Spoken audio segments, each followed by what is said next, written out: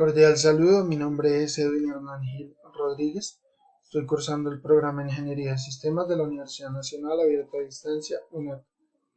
El presente video lo desarrollo para el área de bases de datos avanzada en la fase 5 que corresponde a la reflexión. Mi número de grupo es el 43 y pertenezco al CEAD José Acevedo y Gómez. En esta oportunidad mi presentación será de manera individual, ya que mis compañeros de grupo no participaron en ninguna de las fases. Vamos con el video. Tenemos acá el orden de la presentación, tenemos una breve introducción, el desarrollo de la fase 1, de la fase 2, fase 3, fase 4 y un apartado para conclusiones. En la introducción se trabajó sobre una situación problema. Lo que se buscaba era crear una base de datos relacional en la cual se pudieran registrar estudiantes, asignar puntajes, registrar asistencias, entre muchas otras funciones como crear informes y demás. Todo esto para asignar al proceso de e-learning de la universidad. Lo primero que se hizo, de acuerdo al análisis del problema, fue identificar las entidades con sus atributos. En esta tabla podemos ver algunas de las entidades, la justificación de la existencia de estas y algunos ejemplos de cómo quedarían conformadas.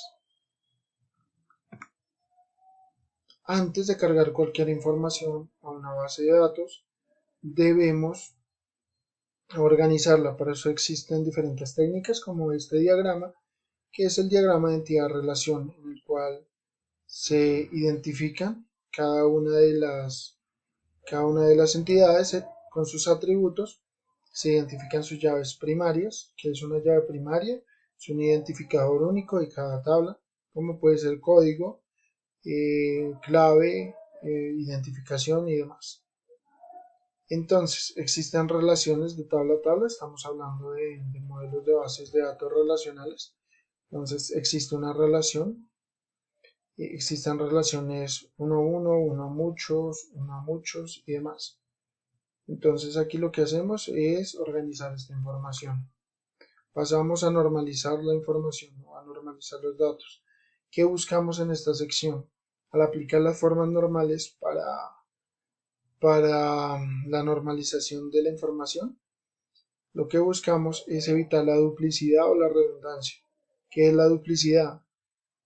Si sabemos que un número de identificación solo puede pertenecer a un individuo, a un usuario, este no se puede repetir en dos usuarios, por lo tanto nos servirá como identificador único. Y sucede lo mismo con otro tipo de datos, sin importar si son identificadores únicos, llaves primarias o no. Ahora tenemos el modelo relacional. En este modelo presentamos la información básicamente muy parecida al diagrama de entidad-relación, que cambia en la asignación de las llaves foráneas. Una llave foránea es la relación entre una tabla y otra tabla. Quiere decir que si yo quiero buscar a un estudiante, puedo buscarlo con una identificación de persona. Él me va a buscar la identificación y me va a buscar si es un estudiante, es un docente o demás. Esto es lo que se logra. Aquí aparecen llaves primarias, los atributos y de dónde vienen las llaves foráneas. Después pasamos a la creación de la base de datos. Utilicé el software de Oracle Apex, que es un gestor de bases de datos en línea. Lo primero que se hizo fue la creación de las tablas. En este caso muestro la creación de la tabla persona con sus atributos, el tipo de datos, si son números o cadenas. También existen fechas y demás. La cantidad de espacios y si el espacio va a quedar nulo o no es nulo. Si no es nulo, se tiene que completar la información de manera obligatoria. También nos encontramos con consultas con sentencias join que permiten combinar tablas. En este caso es una combinación con una tabla de la derecha. También existe la opción de sentencias count, Se realizaron las consultas con el uso de funciones. En este caso la sentencia con, la cual permite evaluar la expresión de cada fila de una tabla y devuelve el número de valores no nulos. Entonces, implementé la sentencia para la tabla persona, donde teléfono de persona no tenía que ser nulo. Y ese fue el resultado. Existen los procedimientos almacenados. Entonces simplemente un procedimiento almacenado con los cuales puedo ingresar parámetros de entrada y vuelve valores de salida. Esto permite, gracias a las instrucciones, ejecutar acciones dentro de la base de datos.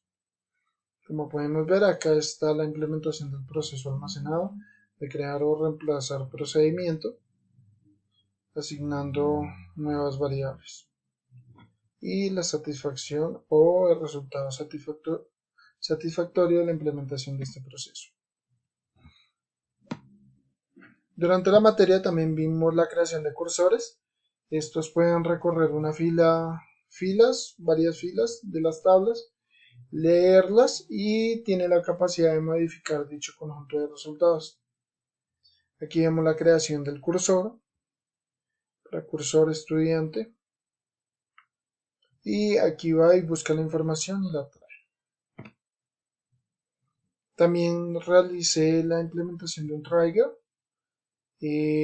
Los trigger, entonces leo: la integridad de las bases de datos o colecciones de información dependerá en gran medida de la cantidad de procedimientos que sean asignados, ya que se controlará cada proceso y esto permite tanto seguridad como confianza. Es por esta razón que se realiza la implementación de un trigger, también conocido como disparador, el cual almacenará en la base de datos y se activará cuando se activen las funciones insert, delete o update, ya que modifican los datos de una tabla. El disparador sirve como protección de la información.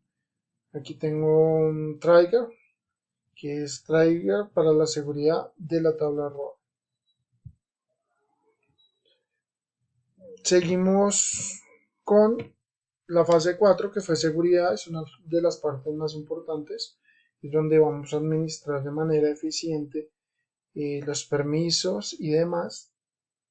Entonces acá vemos la creación de una table space, un espacio de trabajo para persona, donde asignamos la ruta y demás variables.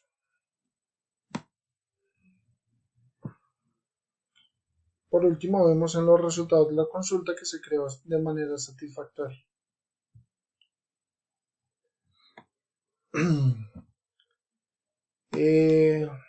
También se creó, el paso siguiente fue la creación y administración de usuarios.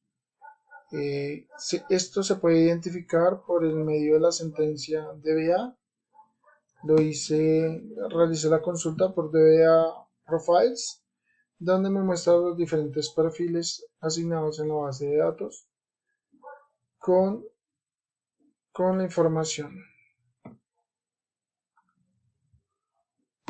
Se realizó la creación de un usuario, se le asignaron los permisos. Estos permisos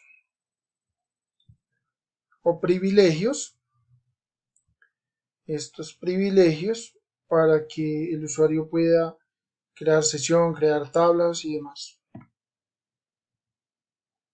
Podemos hacer la consulta de privilegios, cuáles son los privilegios que tiene cada usuario.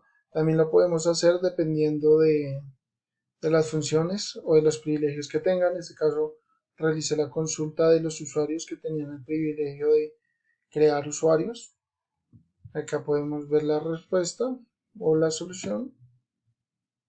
Se realizó la gestión y control de objetos.